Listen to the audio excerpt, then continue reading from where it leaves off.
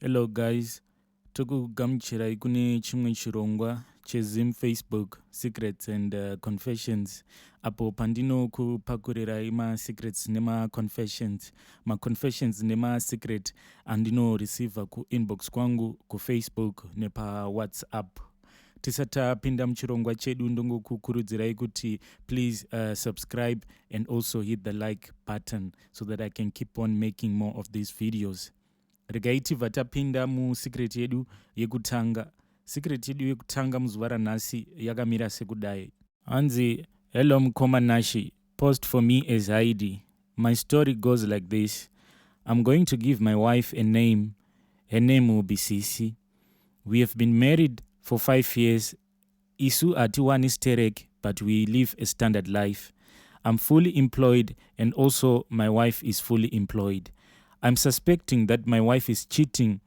I am someone who sometimes work away from home for weeks, hence mostly I won't be around.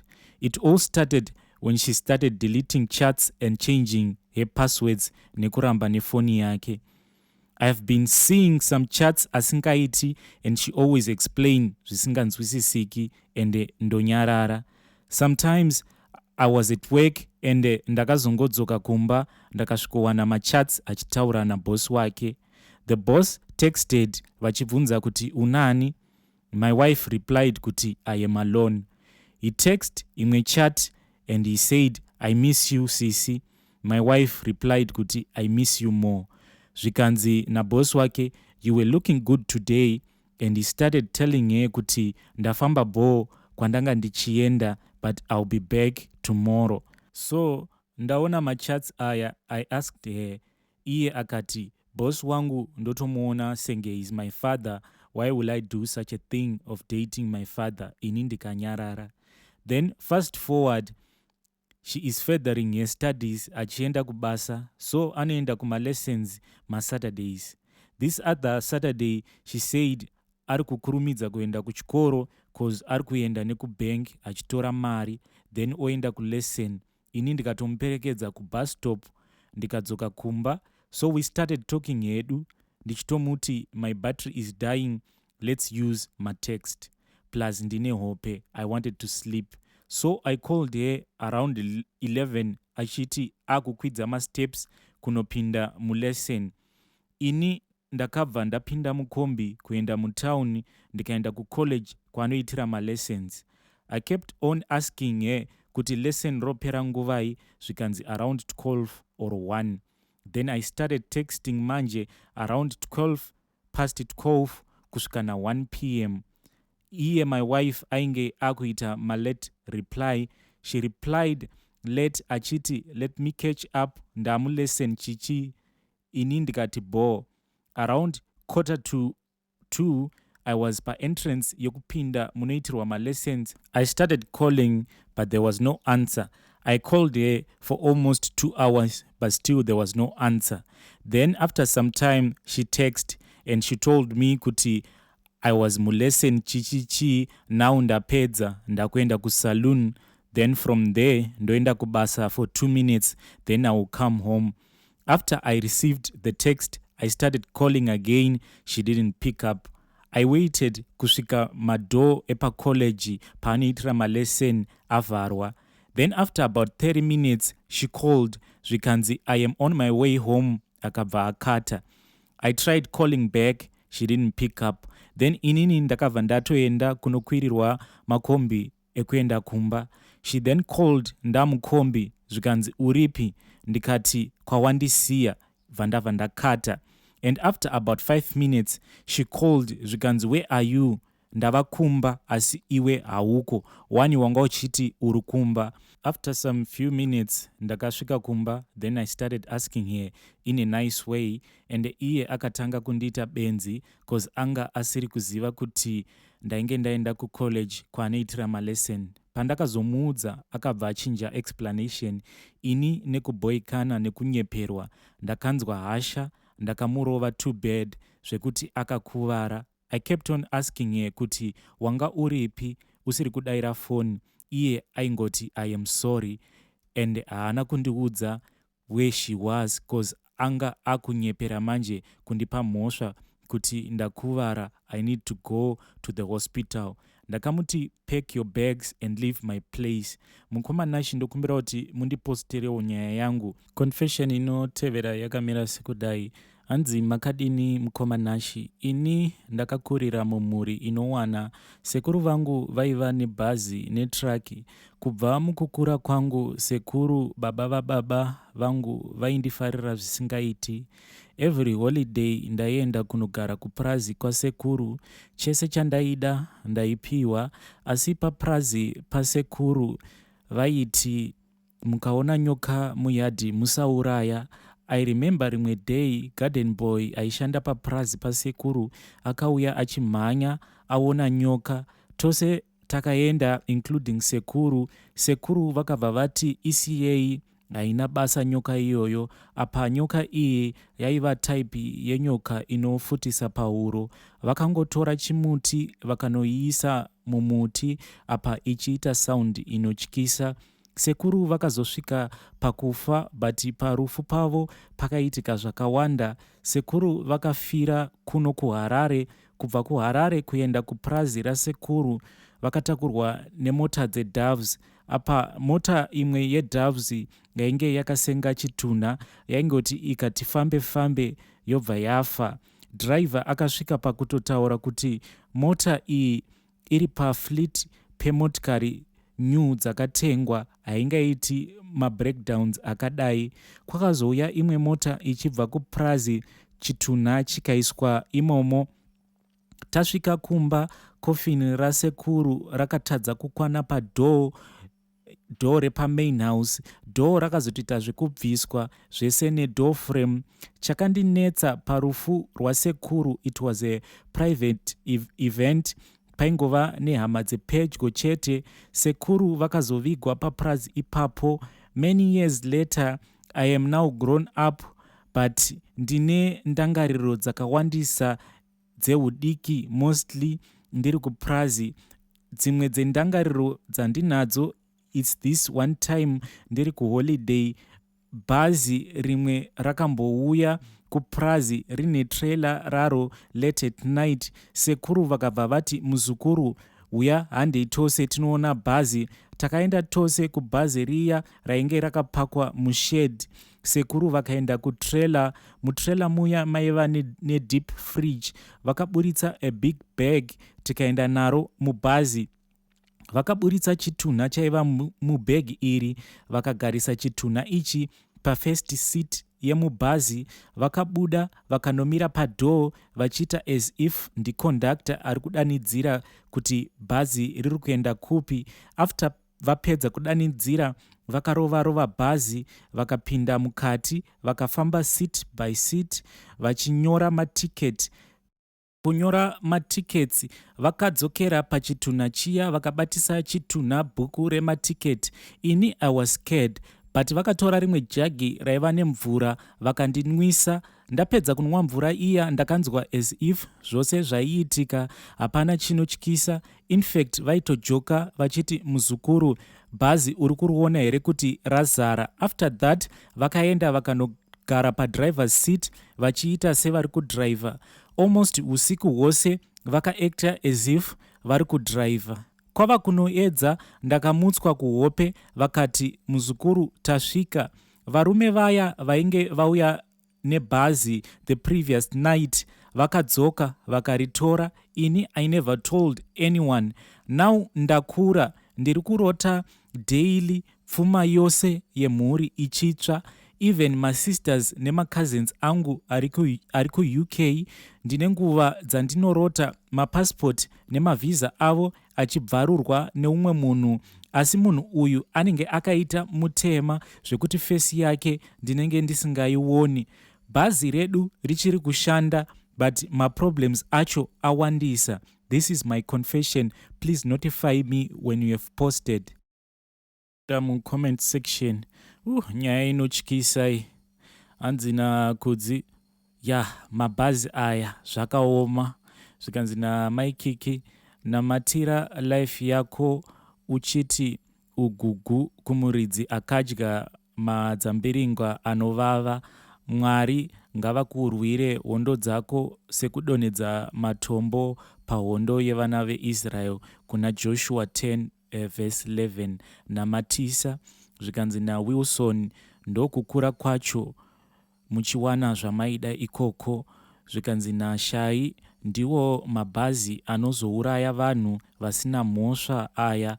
Anyway, reurura upone zvisati zvaipa. Zvikanzi nanyarai, mushonga wengozi kuiripa chete. Munganamata zvinopera kwekanguva ikako, asi ngozi mushonga wayo kuiripa. Zvikanzi naJuliet, wakasiyirwa zvikwambo nasekuru zvakaoma. Zvikanzi neumwe unganidza hama dzose muite matare, asi zvichaita hazvo. Zvikanzi naJane, zvinotyisa vakatokuitira utsinye. Munhu iyeye akakuratidza kuti upfumi hwose ndehwake, mucharipa henyu. Zvikanzi naOliver, zvirombwa izvo, flee away mwana. Zvikanzi neumwe, kudya cheziya vanhu vaMwari kwakanaka. Mhuri iyi yakakudzwa neropa rerimwe rudzi, kududza kuti ingozi. Vana vasara ava havanawo chavanoziya. Ndinobvumirana nezvataurwa nababa Benjamin kuti fambai musati matanga kupera. Zvikanzi neumwe, uyu ndo unonzi urombwa. Zvikanzi neumwe, nyaya dzemumafamilies dzakaoma, ivo vakafa voparira vapenyu. Ndiwo mamwe macomments angaripo panyaya inotyisa kudai. Regai tiende paconfession inotevera. Nyaya inotevera yakamira sekudai. Hanzi Hie Nashey, please post for me as Heidi. Ini ndinodanana nemukadzi wemunhu, so mukadzi uyu ava nenhumbu. Murume wacho anoshandira kubulawayo. Ini mukadzi uyu anga andiudza kuti anoda kubvisa mimba. Manje ini ndamuti regedza kubvisa mimba, sezvo murume wako ari kuuya kumba this weekend. Unongomuudza kuti wava nepamuviri, sezvo wangojamba period yako ka1. Takatenga pregnant test, tikatesta, tikaona kuti ava nemimba. Ini mwana uyu ndiri kumuda, asi kuti ndiudze mukadzi wangu kumba, I am afraid kuti I will lose everything, because ini nemukadzi wangu patakachata takasaindirana agreement yekuti anenge achita hapana chaanobuda nacho mumba. Please advise me kuti ndoita sei. Regai timbopinda mucomment section. Comment section yakamira sekudai. Hanzi naRobi, uri benzi rinoputsa dzimba dzevanhu. Zvikanzi neumwe, uchavanza mwana kusvika rini. Zvikanzi neumwe, Mwari pindirai, vana venyu vaparara. Zvikanzi neumwe, manje ini ndikuda kumuudza murume iyeye anoshanda kubulawayo. Zvikanzi naAli, unoda advice yei. Zvikanzi neumwe, naivo vakadzi vakapusa kusweroitiswa zveshuwa. Zvikanzi neumwe, you are very selfish. Ndiwo mamwe macomments anga ari panyaya iyi. Nyaya inotevera yakamira sekudai. Hanzi admin, ndinokumbira kuti chitupa mukande mubhini. Ini ndinoda kubvunza kuti kumadzimai, kana une nhumbu ine 2 months ukatanga kubleeda zvichiramba kupera, mwana haangafi here? Anorarama here? Because apa ndiri kubleeda mazigadhi eropa. Ndinokumbira rubatsiro. Regai timbopinda mucomment section tinzwe. Zvikanzi naBliss, I'm very sorry ID. Zvikanzi naPrecious, hausi serious, ungatombowana hako nguva yekubvunza paFacebook uchitadza kumhanya kuhospital. Zvikanzi naPaula, enda kuhospital, mimba yatobva iyo. Zvikanzi neumwe, hauna kubvisa here mimba, wakuda kunyepera kubvunza paFacebook. Zvikanzi naDorini, asi sei vanhu muchiuya nemaproblems akadai paFacebook instead of going to the hospital. Zvikanzi naLinda, maybe uri kugezera, maybe une matwins, saka enda kuchipatara. Zvikanzi neumwe, I think kutobva kwemimba. Ndo imwe nyaya yatanga tinayo. Regai tiende munyaya inotevera. Nyaya inotevera yakamira sekudai. Hanzi, hello mukoma Nashey, please viga YeChitunha changu. Some years ago ndaiva nemunhu wandaifambidzana naye, taishanda tichiita everything pamwe chete.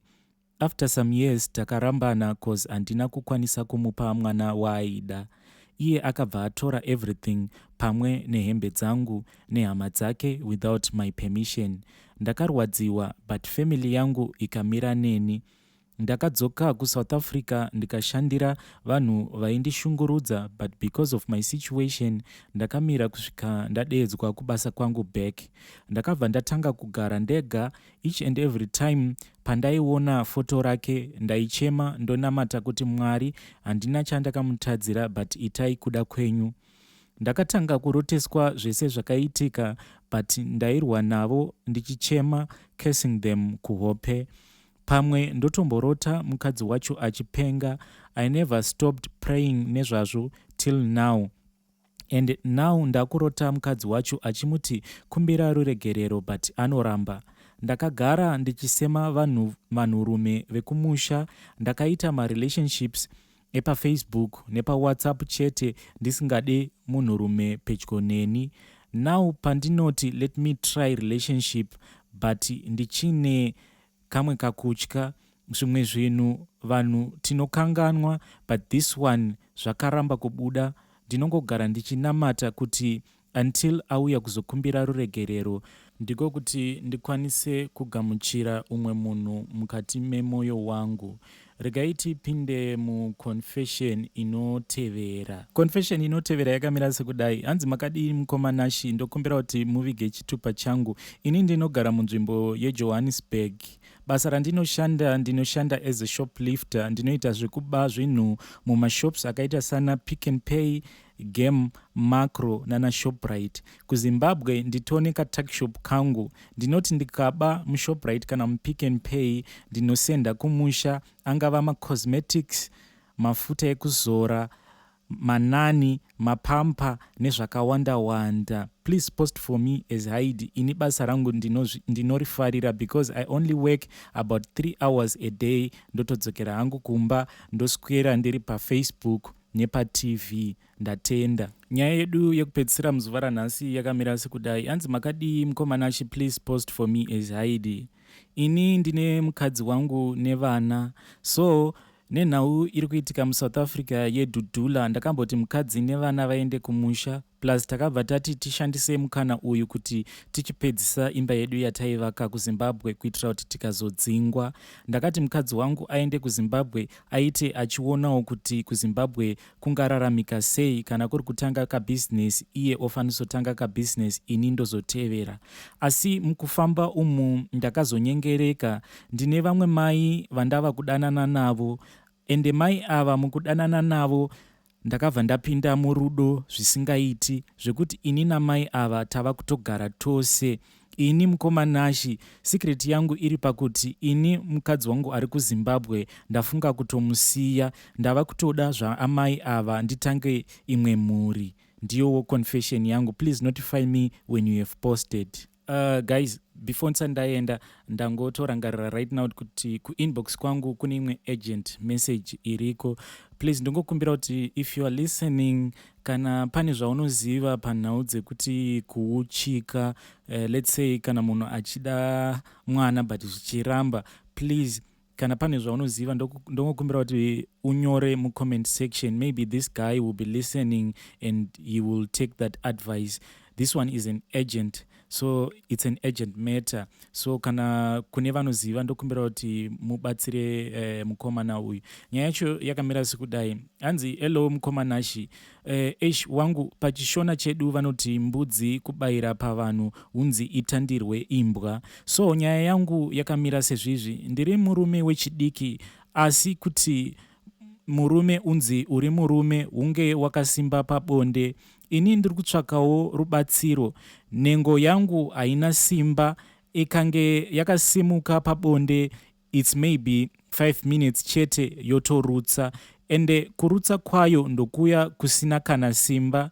Ike zvino ndatarisana nekutora mudzimai, asi I am afraid kuti ndikapinda naye mumba akaona kuti nhengo yangu haina simba, maybe anozondihurira.